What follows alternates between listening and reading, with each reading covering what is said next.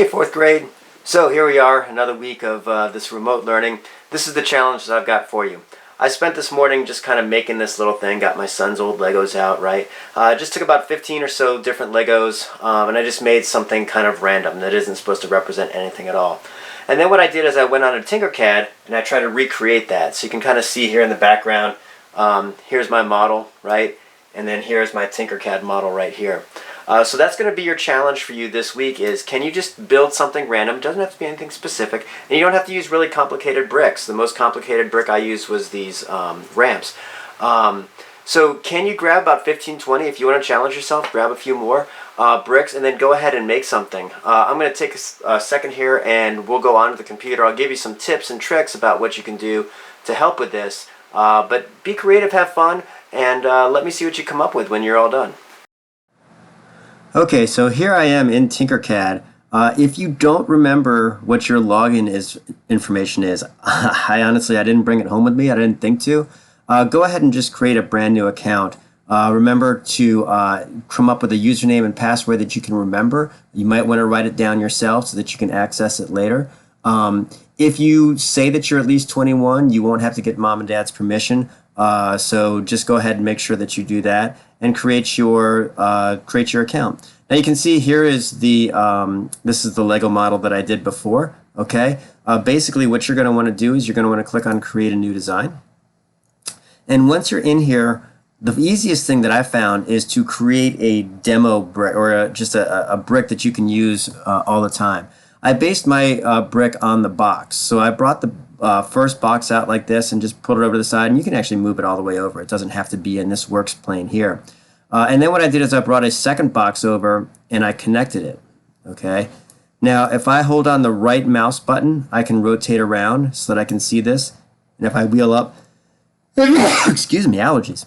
If I wheel up and down, I can zoom in and out. So what I want to try to do is get these two bricks aligned as best that I can. So I'm going to take a look at this here. Whoa. And if I hold the wheel down, I can pan. So those look like they're pretty much in line to me. So what I'm going to do is I'm going to hold down the first one. I'm going to hold down the shift button and click on the second one so that I have both of those selected. Or if you want, you can just take your mouse and draw a box around both of those and come up here to the top and merge those. And so basically I've used this as a regular 2x4 brick. So the sort of basic brick that you think of when you think of Legos. It's not quite accurate in terms of the scale, but it's close enough for me. Okay. So now what I can do is I can start to create bricks off of this. So what I'm going to do is I'm going to click on it and I'm going to hit Control C to copy it, or I can come up here to the top and I can click on this button here to copy it. Then I'm going to paste, and that's either Control V, or you can click on this button right here and paste it. All right. And so now you see I've got a second one. And this is the one that I'm going to start to use. Now, to make the flat base, what I did is I took this and I said, okay, it's about 1/3 of the height. So this is, if I look at this, it says it's a height of 20, so I'm clicking on the square here.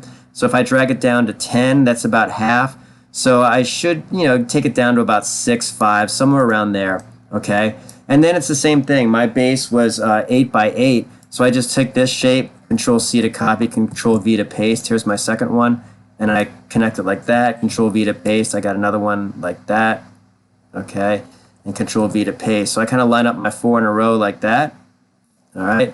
I can draw a box around those if I want and merge those. So I got half of it right there, and then I can Control C and Control V, copy and paste that, and bring this one down and connect it like that. And same thing. I can just select both of these if I want and merge those, and now I've got my base. My base was green, so I just clicked on the solid here and I chose green to make my base green.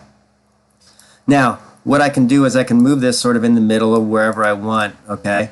But what I can do is if I click on it, I can click on this lock, and this will keep me from being able to edit it or move it, so I can't move it anymore. So as I start bringing pieces on top of it, I won't accidentally move this one. So now, all I have to do is start making the pieces that I want. So I'm just going to copy this piece. So Control C, Control V, and there's my copy. I'm going to bring it over here now. It's not resting on top of it. So what I've got to do is I've got to raise it up by clicking on this little triangular cone piece until it's just resting on like that, and then move it kind of into the corner. and that's sort of where I want it to go. And for me, this piece was yellow, so I'm going to click on that, click on the solid, click on the yellow.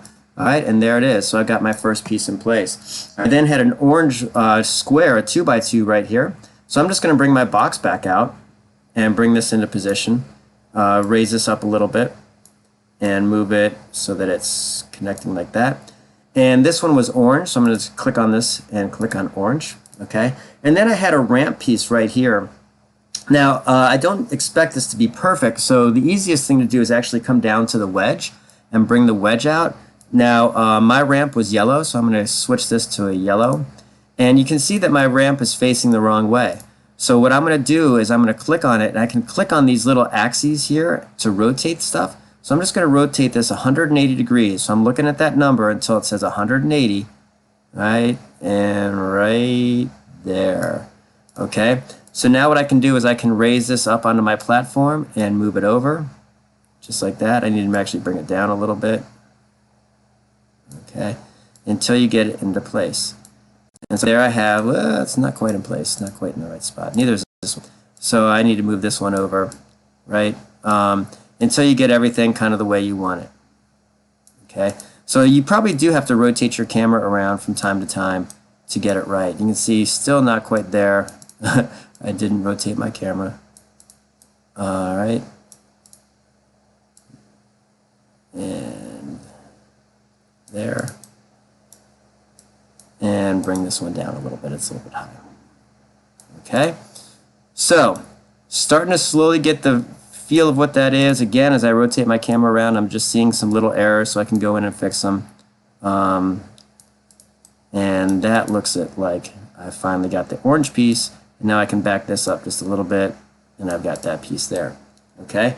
And then it's just a question of going to adding more pieces, right? So I've got another piece that comes across here. So I Control C, Control V, and this one needs to be rotated. So again, I would click on this little arrow. You're looking for these arrows with the curves on them, right? I click on this one. I want to rotate it 90 degrees this time. Okay, so there's 90 right there. And then I would just bring it over. Okay. And raise it up until I have it in place. Okay, so it just needs to be brought over a little bit like this. All right, until you get it where you want it.